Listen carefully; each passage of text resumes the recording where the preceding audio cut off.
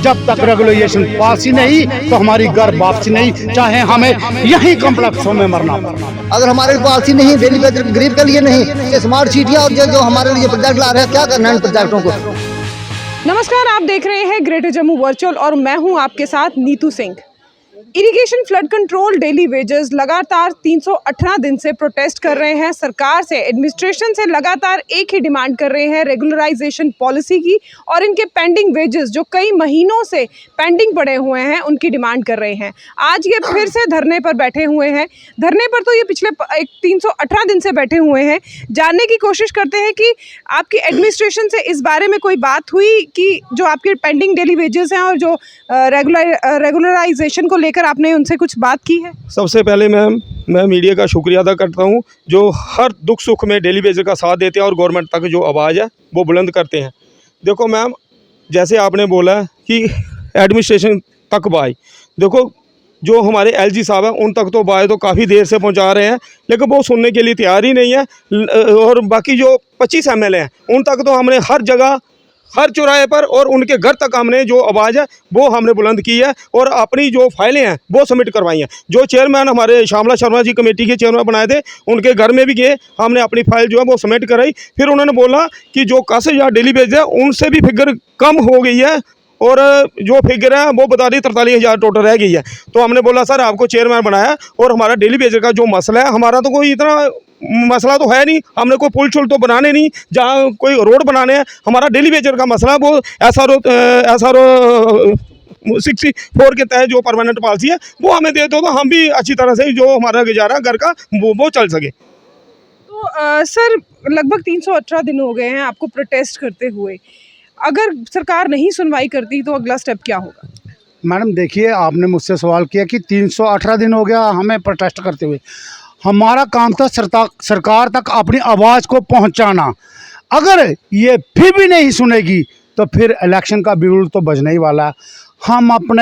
हम जितने भी हमारे रिलेटिव हैं हम जगह जगह पर जाएंगे, हम कहेंगे कि इन्होंने हम लोगों का शोषण ही किया है।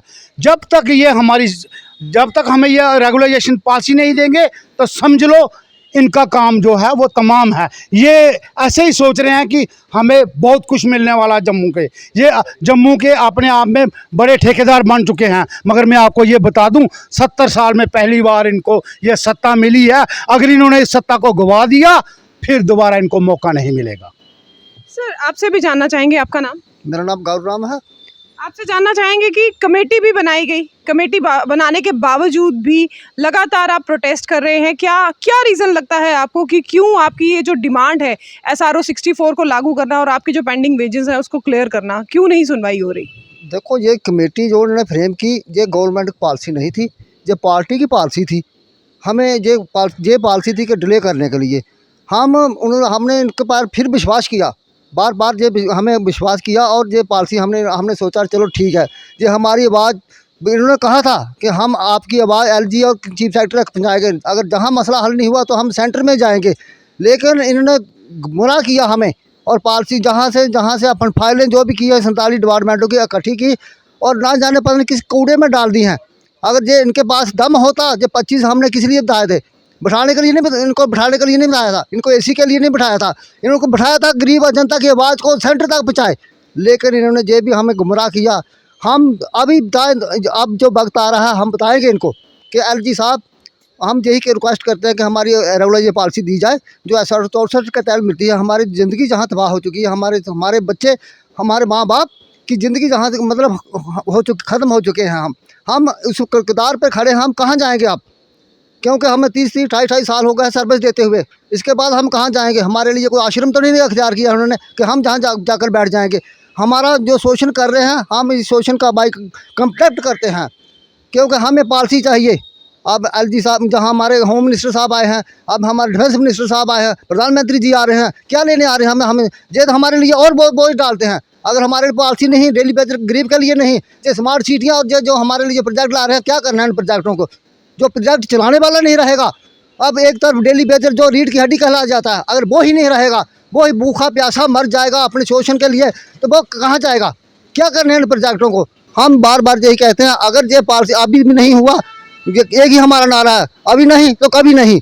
जब तक रेगुलेशन पास ही नहीं तो हमारी घर वापसी नहीं, चाहे हमें यहीं कॉम्प्लेक्सों में मरना पड़े। तो जैसा कि देखा आपने, फ्लड इरिगेशन डिपार्टमेंट के डेली वेजर जो हमारे साथ इस समय मौजूद थे, जिनके साथ हमने बात की, साफ तौर पे इनका यही कहना है कि 318 दिन हो चुके हैं इन्हें लगातार यहाँ पर प्रोटेस्ट करते हुए, लेकिन अभी भी सुनवाई नहीं की जा रही। और इनका साफ तौर पे ये भी कहना है कि जब तक रेगुलराइजेशन या SRO 64 या जो इनकी पेंडिंग वेजेस हैं, जब तक ये इन्हें नहीं मिलेंगे तब तक ये घर वापसी नहीं करेंगे, चाहे कॉम्प्लेक्स में ही इन्हें दम क्यों ना तोड़ना पड़े। तब इसी तरह की अपडेट्स के लिए जुड़े रहिए ग्रेटर जम्मू वर्चुअल के साथ। कैमरामैन अजय जाड़ू के साथ मैं नीतू सिंह, ग्रेटर जम्मू वर्चुअल के लिए। धन्यवाद।